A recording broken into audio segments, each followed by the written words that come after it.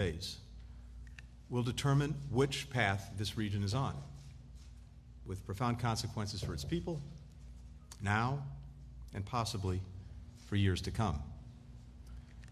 One is the path of diplomacy, getting a ceasefire along the border between Israel and Lebanon, one that allows people from both countries to safely return to their homes and allows them to live there in security. Getting a ceasefire in Gaza that brings home the hostages, enables a surge in humanitarian relief to people who so desperately need it, and preserves the possibility of more lasting security in Gaza and in the region. The other path leads to conflict, more violence, more suffering, and greater instability and insecurity, the ripples of which will be felt around the world. The United States has made clear, along with the G7, the European Union, partners in the Gulf, so many other regions, that we believe the way forward is through diplomacy, not conflict. The path to diplomacy may seem difficult to see at this moment, but it is there, and in our judgment, it is necessary. And we will continue to work intensely with all parties to urge them to choose that course. I also want to be clear that anyone using this moment to target American personnel, American interests in the region, the United States will take every measure to defend our people. Let me also say a word about Ukraine. This week, we took important steps to support the people of Ukraine as they continue to defend themselves against the ongoing Russian aggression and continue to stand up for their sovereignty and their independence, their right to write their own future. At the Security Council on Tuesday, the overwhelming majority of countries condemned Russia's brutal war of conquest and called for a just and lasting peace on the basis of the United Nations Charter. Crucial to that is pressing Iran, North Korea, and China, a permanent member of the Council, to stop providing weapons, artillery, machinery, and other support that Putin is using to devastate Ukrainian homes, energy grids, and ports. As we saw this week, support for Ukraine is not just rhetorical, it's tangible. Dozens of countries came together to pledge to help Ukraine rebuild. The G7 and other partners made additional commitments to strengthen its energy infrastructure in the face of Russia's ongoing assault, sending more equipment like turbines, portable generators that are crucial to keeping the lights on and keeping Ukrainians warm, heating homes, classrooms, factories, as Russia tries to weaponize the weather as we head into winter. On Wednesday, President Biden and I met with President Zelensky to discuss the ways forward for Ukraine to win this war, a discussion that they continued in Washington on Thursday, yesterday. To help Ukraine's courageous defenders and citizens, we announced a surge of support, $8 billion in new security assistance, including long-range munitions, an additional Patriot air defense system, and training for more Ukrainian F-16 pilots. Starting with the Quad Leaders Summit in Wilmington on Saturday and throughout this week, we've also advanced our vision for a free, open, secure, prosperous Indo-Pacific. President Biden met with Vietnamese General Secretary Do Lam to deepen the comprehensive strategic partnership between our countries. We're enhancing cooperation on everything from creating resilient semiconductor supply chains to addressing environmental challenges along the Mekong River. We'll continue those conversations in a couple of weeks when we get together at the ASEAN Summit in Laos. Along with my counterparts from Japan and South Korea, we took measures to institutionalize our trilateral cooperation, building on the historic Camp David Summit and reaffirming our shared commitment to creating a trilateral secretariat to advance this work. Just now, I concluded a candid and substantive meeting with China's Foreign Minister Wang Yi. We discussed steps to implement the commitments that our leaders made at Woodside last year, like working to disrupt the flow of synthetic drugs and precursor chemicals into the United States, improving communications between our militaries, discussing the risks of artificial intelligence. I emphasized the importance of maintaining peace and stability across the Taiwan Strait and raised concerns about the PRC's dangerous and destabilizing actions in the South China Sea. I also underscored our strong concern with China's support for Russia's defense industrial base, which fuels Russia's war machine and perpetuates a war that China purports to want to see ended. Over the course of the week, we also came together with our partners to address many other crucial challenges facing the globe. We work toward a cessation of hostilities, unrestricted humanitarian access, and civilian governance in Sudan. We work to garner additional resources and support for the multinational security support mission in Haiti. We coordinated steps to increase international pressure on the Maduro regime in Venezuela to stop its widespread repression of the Venezuelan people, to respect their will and their votes, as expressed at the ballot box. These tests, and so many more, underscore the magnitude of the challenges facing the globe, but also the imperative of diplomacy. We don't have the luxury of pulling back. In the coming hours, and for every remaining day of this administration, we'll remain intensely focused on addressing these challenges as we work to make a better world. Thank you. First question goes to Andrew Mitchell, NBC. Thank you very much, Mr. Secretary. Andrea.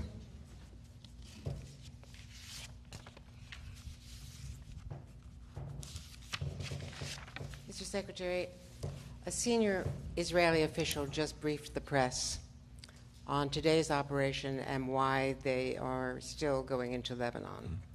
The senior official said that their intel told them that there was a plan to encircle Israel and eliminate Israel by 2040, that Sinwar on October 7th jumped the gun, that they have been defending themselves ever since, that they feel that Nasrallah was the key, the linchpin to all of this, and to Hezbollah, that after a year they felt that they had to get people back in their homes, that they went after Nasrallah, and in today's strike were targeting him. Clearly, they don't know what they've achieved. They still feel that when in the military you have momentum, that you have to keep going, that they will be a lot farther along in their operation if it turns out that this was successful in their terms today, but that they still, he said, the official said, still have to keep going, and they are not ready to pause. From your conversations, what is your perspective about whether Israel continuing with this operation and not going in on the ground, which they said is not preferable, but if doing this in what they consider a targeted way is a legitimate response to what they see as an existential threat, or if there is an other alternative, a diplomatic alternative? Andrea, I will let Israel speak to their operations and their objectives. It's not my place. How does it affect the American objectives and the American policy? Look, we and many others have been clear about what we see to be the best path forward. And the objective that Israel has in the first instance in Lebanon is an important and legitimate one. It's creating an environment that's secure enough to enable people to return home, because remember what happened on starting October 8th.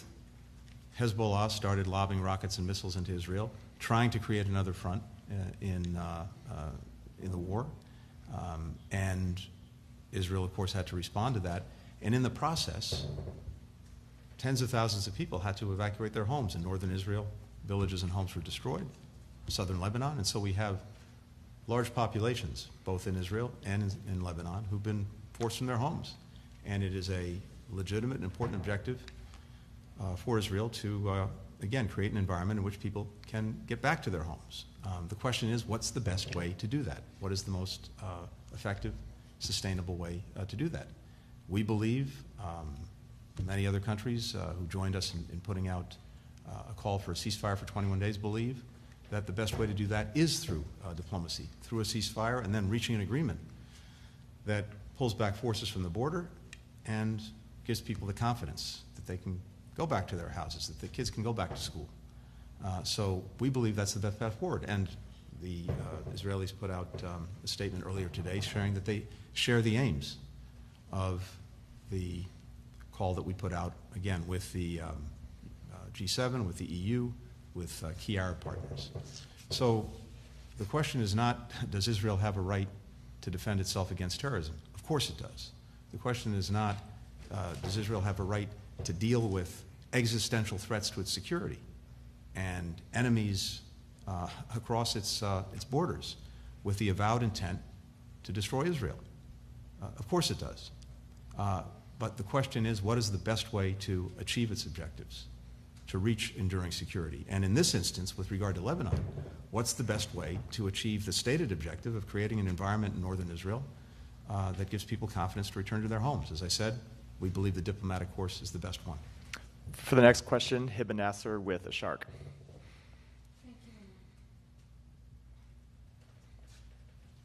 Thank you, Mr. Secretary. I want to ask the question again. Since October 7, you've been saying that Israel has the right to defend itself. And you've been stating all the time that they have the right to defend themselves against Hezbollah and Iranian proxies in the Middle East. So, my question, now you repeated how it does that matter. Can you clarify whether this Israeli approach to targeting Hezbollah's leadership falls under self-defense, and what's the U.S. administration clear position on the policy of targeted assassination? And if I may, please, one second question. You've emphasized for calm along the northern borders, and you have been working towards this goal for the past 11 months.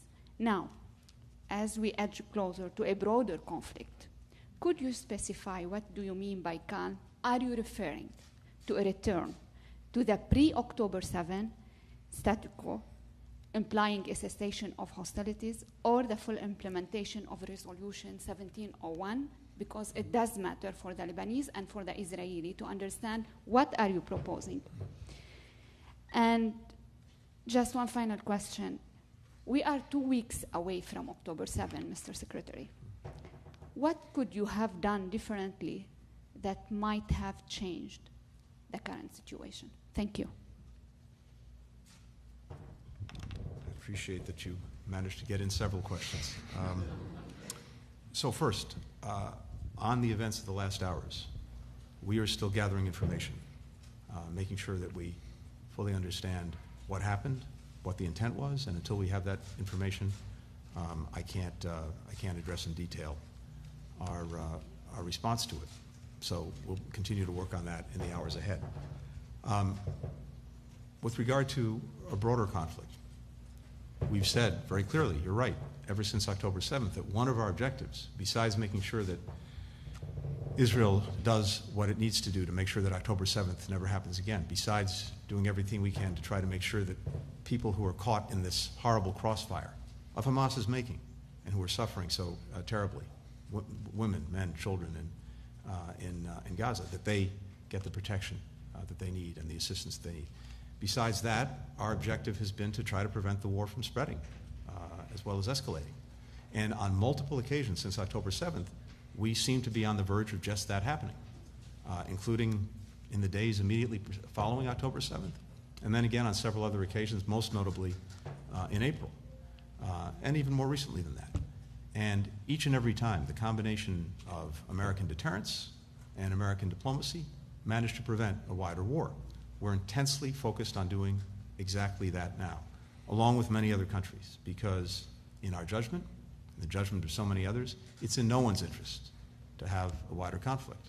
And so we're working in every possible way to prevent that from happening. Now, in terms of where we think this should go, no, going back simply to October 6th in terms of the border between Lebanon and Israel is not sufficient, because it's not simply a matter of having a ceasefire, that is, Hezbollah firing into Israel, Israel responding in a tit-for-tat.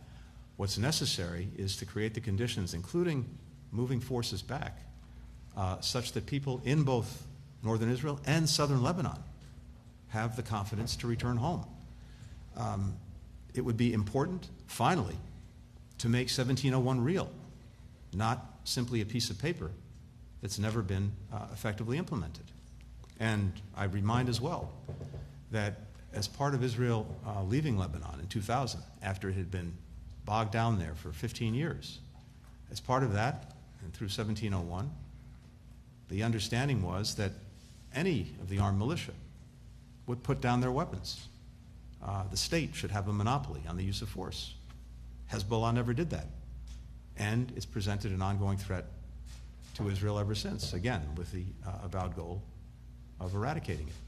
So in this instance, the most important thing to do, again, if the objective is to just get people home, get kids back to school in Israel and in Lebanon, most important thing to do through diplomacy is to try first to stop firing in both directions, and then to use the time that we would have in such a ceasefire to see if we can reach a broader diplomatic agreement on this.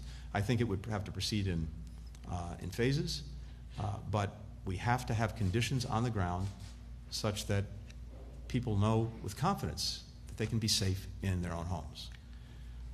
And finally, as we come to October 7th and the anniversary of that horror, our focus is not thinking about the past.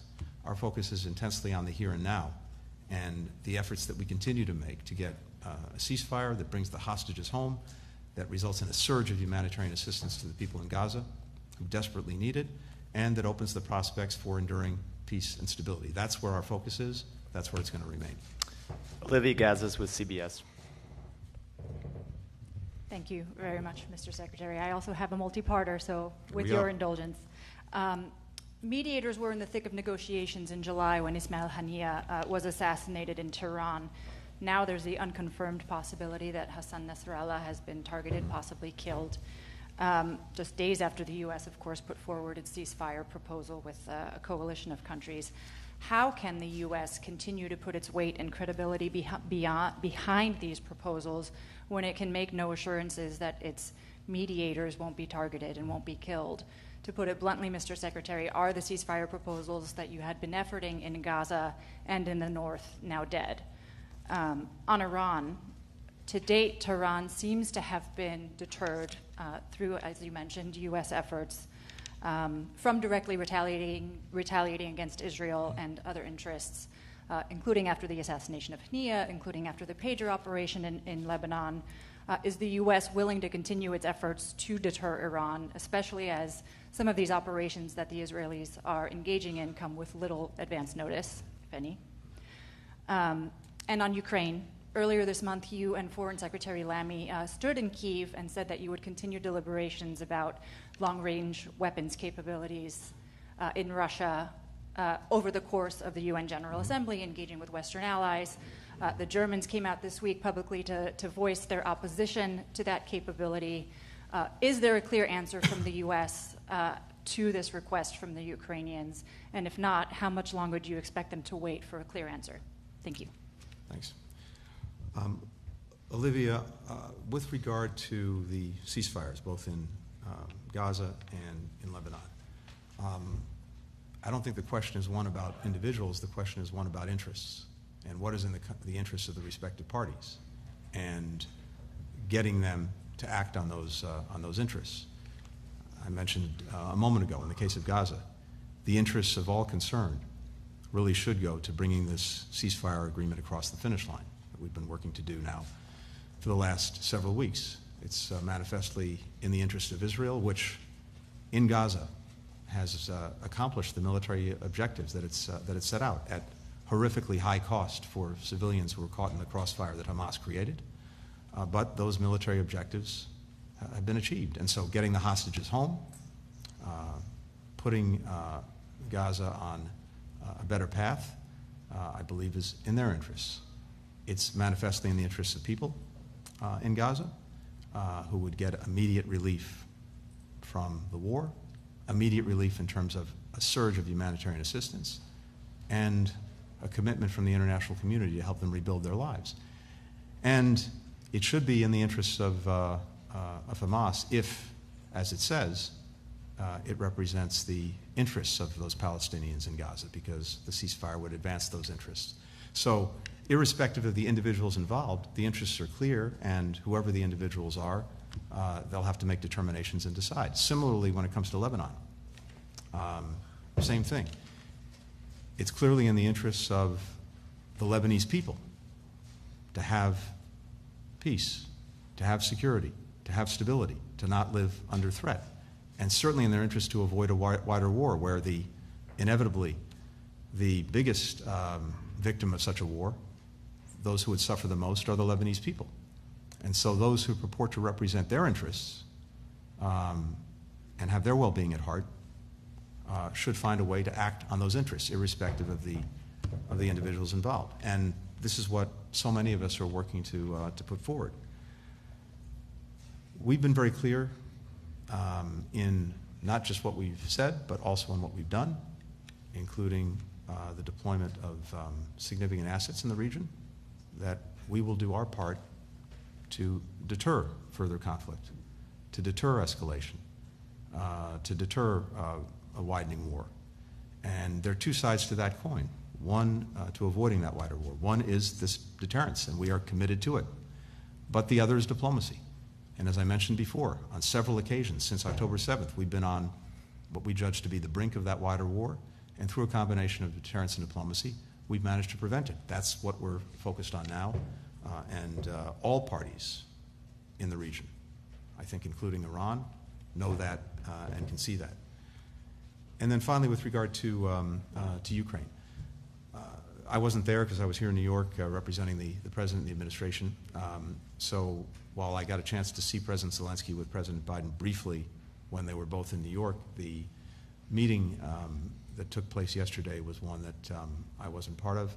And I can tell you, though, from the readout that I got from the meeting, that it was not only very good and very positive, but among other things, it resulted in, or we announced at the same time, the provision of significantly more assistance to the Ukrainians, notably security and military assistance, more than $8 billion worth, that will carry us through the end of this administration. In the conversation between the President, President Biden, and President Zelensky, the Ukrainians presented their plan for victory, and I'll let them speak to the details of that, including what's necessary in their judgment to achieve it. And we are studying it very carefully, and that includes what, if any, additional things we or other partners of Ukraine would be called on to do in order to help them achieve that success. But the President's been very clear that he's committed to Ukraine's success. He's committed to making sure that they have what they need to effectively defend themselves as well. I've said it many times, and I'll say it again. Every step along the way, we've adapted and adjusted to those needs, and I'm convinced we'll continue to do so. And for the final question, Mark Manier with South China Morning Post. Hi, Mr. Secretary. Thank you very much. Brazil and China, a couple of hours ago, pushed further on this idea of sort of mediating with a peace plan. Can I get your reaction to that? Is it a distraction? Is there a useful part of that, particularly in light of President Zelensky's opposition to it? Related to that, Ambassador Nick Burns yesterday, I believe, basically signaled that there could be more sanctions on China related to their dual-use assistance to Russia.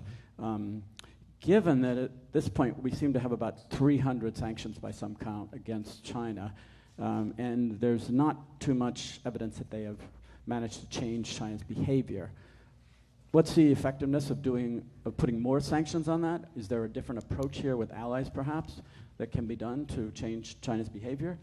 And finally, any thoughts on a Xi Jinping and President Biden meeting, call, something perhaps on the sidelines of APEC? Thanks a lot. Thank you. So on the peace proposals, peace plans, from our perspective,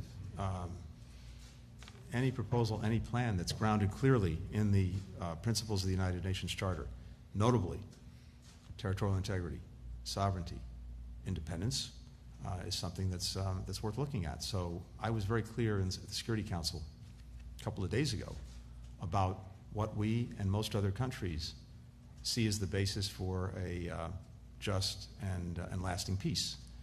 A peace in which the aggressor gets everything that it's sought and the victim does not have its rights upheld is not a recipe for a lasting peace, and certainly not a just one.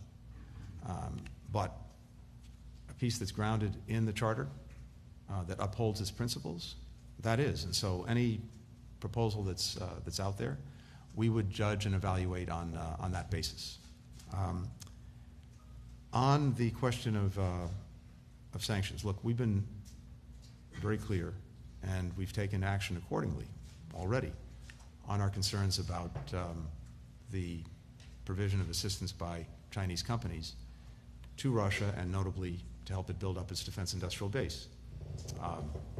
Roughly 70% of the machine tools that Russia's importing coming from China, Hong Kong, 90% of the microelectronics from China, Hong Kong. And this is materially helping the Russians produce the missiles, the rockets, the armored vehicles, the munitions that they need to perpetuate the war, to continue their aggression. So when Beijing says that on the one hand that it wants peace, it wants to see an end to the conflict, but on the other hand is allowing its companies to take actions that are actually helping Putin continue the aggression, that doesn't add up. We've taken a number of steps already. I think what you're hearing again this week is not just from us, but from many other countries, a deep concern about this. And you heard that as well at the Security Council. So I'm not going to preview any actions we may be taking in the future, but it's also, I think, important to note that other countries are not only concerned about this, they're acting on it and will continue to act on it. And I would hope that that message is received loud and clear, and that actions follow from any actions that we and others take. Our intent is not to decouple Russia from China. Their relationship is their business. But insofar as that relationship involves providing Russia what it needs to continue this war, that's a problem. And it's a problem for us, and it's a problem for many other countries, notably in Europe, because right now, Russia presents the gravest threat, not just to Ukrainian security, but to European security since the end of the Cold War.